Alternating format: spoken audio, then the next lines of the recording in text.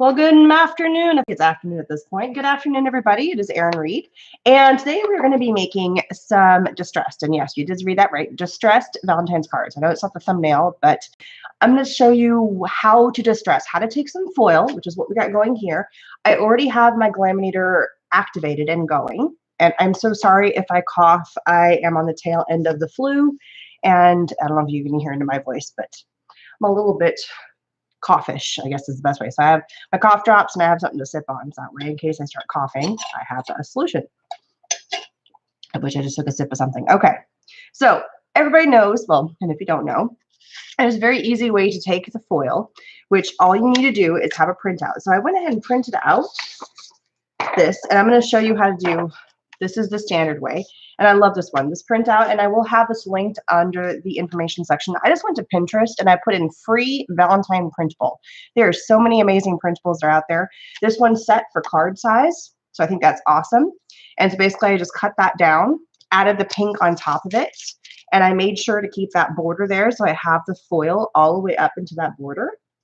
Added it with a little bit of background. I also printed out some fun tags. So here is some various tags, and then you can take a tag and you can stick it on a bag. Super cute, right? I also, whoops, here's another version of a tag that I made. There's a whole bunch of tags. Again, another printable where it looks like this, and then I added the foil to it, and I put this on a jar that I had made a while ago that's got bath salts in it. So that would be a really cute gift to give somebody. So lots of fun options. But how can you distress? Well, normally when you're going to foil something, you take your foil and you place it on top of your printed item. Now, your printed item needs to come from something that's a laser printer. That's the key thing. Now, obviously, there's lots of different ways that you can add foil to stuff. There's gel mediums, there's all kinds of stuff. And we're going to be playing with all those things later on in the year. But again, if you just want to use your laminator and something that you printed, a cute printable, and obviously some really pretty paper I pulled out, how can you go from distressing it? Normally, you would take your insert and you just place this in here just like this, place that in there, right? And the closer that you have your paper to your foil to the heat, see, it's beeped, it means it's done. The closer you have all those things, the more crisp and clear, which is awesome. If you want a crisp and clear, perfect image, looks awesome, that's great. But what if you want it distressed, which is where we're going for today? So this is what a crisp and clear image is. It looks like everything is on there, right? Well, I want to distress it. So we're going to take the Be Mine. No, I haven't done the Be Mine, sorry. We're going to take the Forever and Always. Let me get some of the crap out of the way. Sorry about that. And sorry about jumping on a little bit late. We're going to use copy paper. The puppy was needing lots of attention, so he would be nice and asleep for me to jump on live today. Good morning, Grace. Good morning, Riza. So copy paper is going to be your friend for this. So all I'm going to do is I'm going to take my Forever and Always, place this down, and the further I am away from the heat, the more distressed this is going to be. So I'm going to place 2 sheets of copy paper, and then I'm going to have 1 sheet. I'm going to do 2 and 2. Again, sorry about the coughing today. I think I still have a tiny bit of a fever, but it's either sit here and wallow in misery or be creative with you guys and forget how crappy I feel for a little while.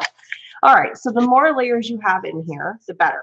Now, you could even do your transfer sheet and add copy paper in there. I mean, there really is no wrong way to do it. What happens if you lose your transfer sheet? Copy paper works great. This is just plain old printer paper. This is actually the same paper that I printed this stuff out on. All right, so I've got 2 sheets, foil, my printer piece, and 2 sheets. So all I'm going to do now is I'm going to run this sucker through. I love this thing because it just catches automatically. And because we've added some more layers in there away from the actual toner piece and also away from the foil, it's not going to be as crisp and clear, which gives you that distressed look, which I think is so awesome. And some people are like, that's not the point of it. Yes, it is. Now, I don't put my glaminator directly onto my surface here because it's hot and it'll bubble and warp. So I just have a little bitty box that I set this thing up on. So it works awesome. All right, so just run this little guy through right here. Takes a second. This is the joy of live right here. Run that through. Here we go.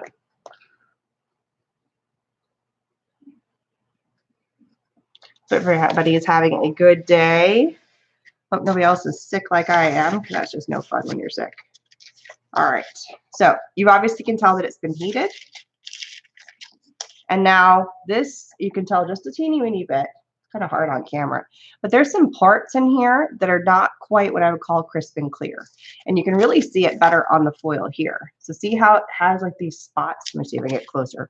I'm going to do another one where it's even further away. So see how these little spots in here, they didn't quite pick up. So it didn't get as crisp and as a clear. So it's not what I would call a super clean transfer, which is awesome for exactly what we wanted to do. The other way to do a distressed version, and we're going to do a few of these, is to actually go through and take a sheet that already has a whole bunch of stuff that's been used. And this whole piece where it's left over, totally usable at this point. So we're going to go ahead and do that. If we're going to take, and we're going to add another sheet of paper, because I think 2 just was not quite enough. And sometimes you have to play around with that. We're going to take this and we're going to cut this little guy in half. So we're going to have some parts that are a little bit transferred over. So we're going to have some pieces that are not foiled over. We're also going to have some overlap here. So this is a way to kind of get a second run out of it. And then we're going to add a 3rd sheet of copy paper on top of that, just to give it even more of a distressed look. Pull this back over. So if you're wanting to have that distressed look, want to have that grungy look to it, add paper, reuse your foils over and over until every little bits. And so you've got some bits of black in there. You got some parts that are not quite foiled over. And it looks really, really cool when you pair that with a piece of paper that already has kind of a grungy effect to it. So it's like giving your foils a second life. As soon as you say distressed or grunge or whatever, you know, anything along those lines, it really does kind of vibe it up a little bit. So while that is finishing running, I have my paper trim right here. Again, sorry about all the coughing. I am truly, truly sorry about that. And I'm going to go ahead and trim up the B mine real fast. I was trying to get everything done before you guys jumped on. It just did not happen. So and the cool thing about this is that I don't have to make this, I'm trying to measure and talk at the same time. It's not working. We're going to make this a lot smaller. These are not super fancy cards in terms of 1, 2, the design. We're really letting the distressing and everything kind of do its job for you. There we go. So I just made a really small B mine out of that. I got rid of that outside border, so I only have to worry about adding foil to that inside piece. There we go. Let's take a look at this guy now. So now we've got some spots. You can really tell. It's really kind of grungy now. And you can see how much, like it didn't even pick up all, you can really see all little letters that didn't pick up. Look, it didn't even pick up all here. You can see it here. It really is what I would call spotty. See it from this side. So from here, you can tell it really didn't pick up all the foil coming from that side. There's lots of gaps in it. So that gives this whole piece right here, this very kind of, and then this down here didn't pick up at all because, well, a little bit. And maybe I want this to have a little bit more. Okay, so then I go back to my single sheet and go, well, you know what? I can throw this back on there. I want to add more foil to this. Just do a single sheet run and see where it gets you. If you're like, it's just too distressed for me, run it through again and again. Wherever the toner is exposed, that's where you're going to see the foil. So maybe I should throw, well, no, I like the top the way it is. And you're going to notice, actually, well, we'll see. Because we had some spots that were black on here, that means that the toner did not pick up the foil. There wasn't enough heat for the toner to activate. So it might actually transfer onto the copy paper, which no big deal, it's copy paper, right? You're not going to ruin your transfer paper, the plasticky one, because you messed up, which I did the very first time. It happens. So always make sure that you're covering up all of the black part, the toner part. Otherwise, you're going to end up having some pieces left onto your paper or whatever. You'll see what I mean when it comes through here. Sorry, taking a quick drink. All right, let's see if it transferred. Yeah, see, this is what I mean. So see how it transferred? And if this was on this plastic sheet, it would transfer to the plastic. So obviously, if I wanted to be like, oh crap, I didn't want that distressed look, well, add your foil back on there before you run it through. Now all that toner is transferred onto here. It's done, which means it won't pick up anymore at this point. But now I can get a little bit more in here. So this is what I would call, it's a little bit grungy, which means you see a little bit of that black that's popping through, but it still has that foil on there. So it's just this kind of in between. And so I got all these papers everywhere. All I was planning on doing is I took these beautiful papers. These papers I've had for forever. This is a Misty Rose collection from Prima. So I pulled out this gorgeous, I mean, look how gorgeous these papers are. They're already kind of distressed. I pulled this one right here. Sorry again about the coughing. And all I was going to do was line these up right here. Just like this, just simple cards. Very easy. Having that distressed layers. Let me show you this one here. It's just about adding the layers. So you can really kind of see that grunge. If you wanted to cut this down even smaller to have even less white showing, you definitely could do that. I'm going to do the pink one with you, the one that I just cut out. And I think that's as much as my voice, where'd it go? There it is. About as much as my voice can take at this point without coughing all over you guys. But, you know, having the foil, now this is where I need to be careful. I don't want to have this anywhere close to the front of this because that will transfer back onto here. So as long as I add another sheet of paper onto that, I'm totally cool. So because I have a nice clean foil this time, I'm going to add a few different layers of my copy paper to really have that distressed look. Again, you could do this cleanly with just a single copy paper on both sides, totally cool. But I want this to have that distressed look to it.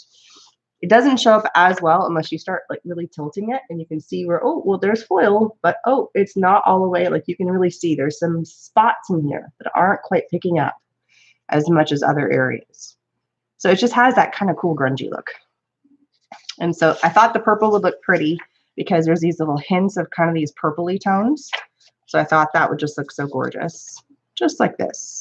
You guys know how to add adhesive to cards.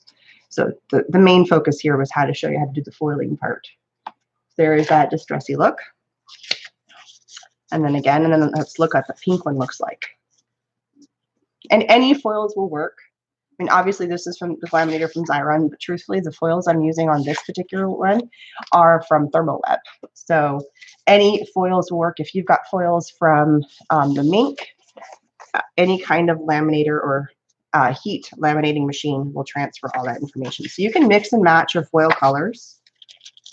So here's another one. You can really see how it's kind of splotchy. And you could totally reuse this one as well. So let's take a look at this. So here you can really see how it's kind of splotchy on there and it's very distressy looking. So it's just kind of a cool way to kind of use your laminating machine in another direction. And so this is how this one would look. Again, I might even trim this down to be smaller because I think that's quite large and really trim this to maybe be a square that would fit in the center of the card and maybe mat this a little bit more. But I think that's all my voice can handle before me starting to cough all over the camera, and I hate to do that. So thank you guys so much for stopping through and showing a quick tutorial about how to use your foil laminator, and I did not have another sheet, so we're just going to put that down here. How to use your foil to make distressed cards with your foil. I'm going to turn this off so don't keep running that out, but like, yeah, how to make distressed foiling. I think this one turned out the best. The bigger the letters, this one's got really small letters, so it's hard to see. This one, I didn't have enough. Another sheet of copy paper would have been best. So I think 3 and 2, 3 on top and 2 on the bottom is just perfect. But you really get those little splotchy numbers, which I think is awesome. Yay! Thank you guys so much for stopping by. So sorry about the cough and the cold. I will hopefully be better by next Wednesday. And heads up, there are some really cool things coming up in March. I have 2 live videos going up. I don't have the dates off the top of my head, but I think they're the 21st and the 28th of March. It's a live. There's going to be some giveaways and some other fun things. And then there's also the Save the Crafty YouTuber video hop, where there's lots of fun giveaways coming with that one as well. And that is coming in, I believe, the beginning of April. So I'll be talking more about those as those get closer, but those are 2 live videos. The 2 lives are going on Saturdays. And there's a series of us, and the more people you watch and the people that you jump in and see, the more prizes you get to get. And then the video hop, I believe, is launching on a Friday, I think. I don't know. I have to double check my dates, but those are big events coming up. So thanks, so guys. Thanks so much for being here, and hope you guys have a great day. Bye, everybody.